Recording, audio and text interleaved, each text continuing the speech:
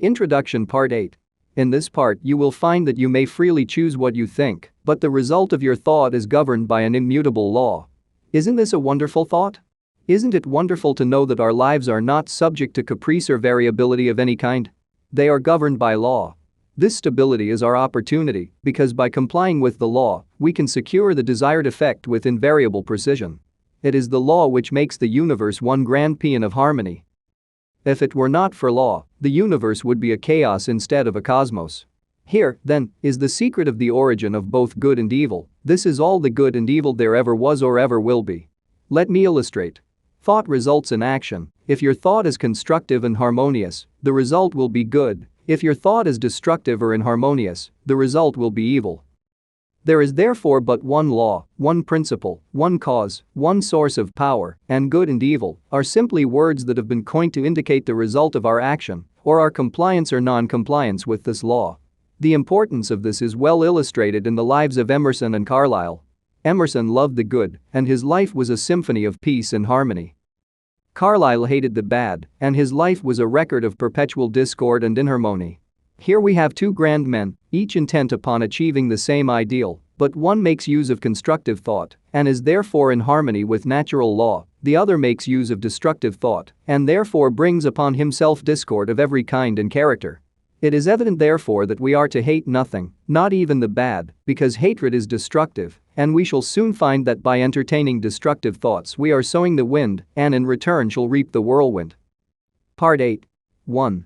Thought contains a vital principle because it is the creative principle of the universe and by its nature will combine with other similar thoughts. 2. As the one purpose of life is growth, all principles underlying existence must contribute to give it effect. Thought, therefore, takes form, and the law of growth eventually brings it into manifestation. 3. You may freely choose what you think, but the result of your thought is governed by an immutable law. Any line of thought persisted in cannot fail to produce its result in the character, health and circumstances of the individual. Methods whereby we can substitute habits of constructive thinking for those which we have found produce only undesirable effects are therefore of primary importance. 4. We all know that this is by no means easy. Mental habits are difficult to control, but it can be done, and the way to do it is to begin at once to substitute constructive thought for destructive thought. Form the habit of analyzing every thought. If it is necessary, if its manifestation in the objective will be a benefit, not only to you, but to all whom it may affect in any way, keep it, treasure it, it is of value, it is in tune with the infinite, it will grow and develop and produce fruit 100-fold. On the other hand, it will be well for you to keep this quotation from George Matthews Adams in mind, learn to keep the doors shut, keep out of your mind, out of your office, and out of your world, every element that seeks admittance with no definite helpful end in view. 5.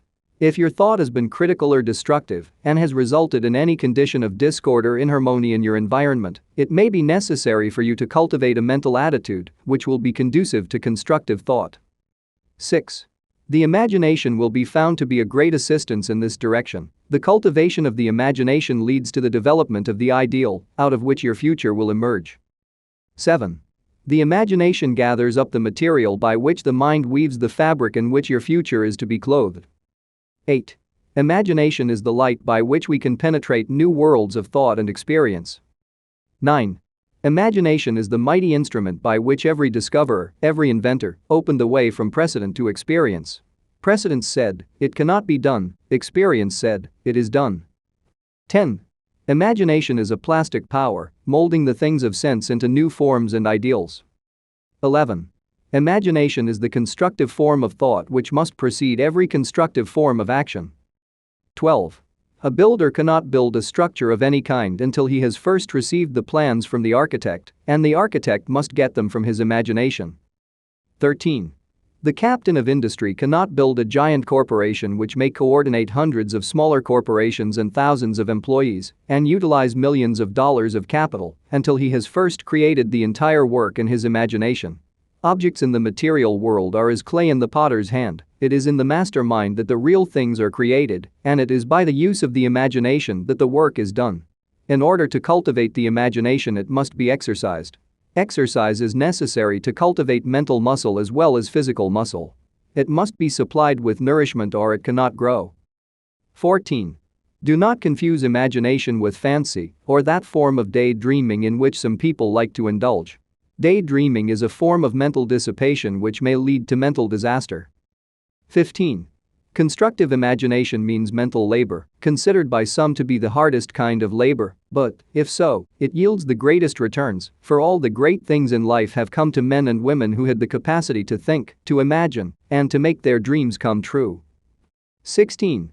When you have become thoroughly conscious of the fact that mind is the only creative principle, that it is omnipotent, omniscient, and omnipresent, and that you can consciously come into harmony with this omnipotence through your power of thought, you will have taken a long step in the right direction. 17. The next step is to place yourself in position to receive this power. As it is omnipresent, it must be within you. We know that this is so because we know that all power is from within, but it must be developed, unfolded, cultivated. In order to do this, we must be receptive, and this receptivity is acquired just as physical strength is gained by exercise. 18. The law of attraction will certainly and unerringly bring to you the conditions, environment, and experiences in life corresponding with your habitual characteristic predominant mental attitude. Not what you think once in a while when you are in church or have just read a good book, but your predominant mental attitude is what counts. 19. You cannot entertain weak, harmful, negative thoughts 10 hours a day and expect to bring about beautiful, strong, and harmonious conditions by 10 minutes of strong, positive, creative thought. 20. Real power comes from within.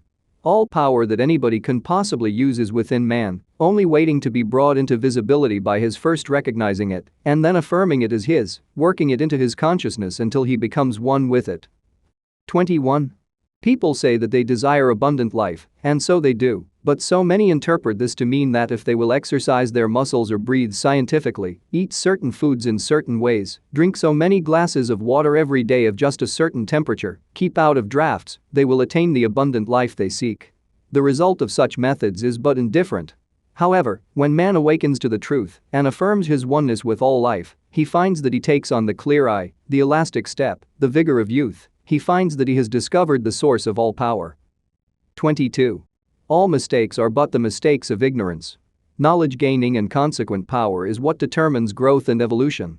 The recognition and demonstration of knowledge is what constitutes power, and this power is spiritual power, and this spiritual power is the power which lies at the heart of all things, it is the soul of the universe. 23. This knowledge is the result of man's ability to think, thought is therefore the germ of man's conscious evolution. When man ceases to advance in his thoughts and ideals, his forces immediately begin to disintegrate, and his countenance gradually registers these changing conditions. 24. Successful men make it their business to hold ideals of the conditions which they wish to realize. They constantly hold in mind the next step necessary to the ideal for which they are striving. Thoughts are the materials with which they build, and the imagination is their mental workshop. Mind is the ever-moving force with which they secure the persons and circumstance necessary to build their success structure, and imagination is the matrix in which all great things are fashioned. 25. If you have been faithful to your ideal, you will hear the call when circumstances are ready to materialize your plans, and results will correspond in the exact ratio of your fidelity to your ideal. The ideal steadily held is what predetermines and attracts the necessary conditions for its fulfillment. 26. It is thus that you may weave a garment of spirit and power into the web of your entire existence. It is thus that you may lead a charmed life and be forever protected from all harm.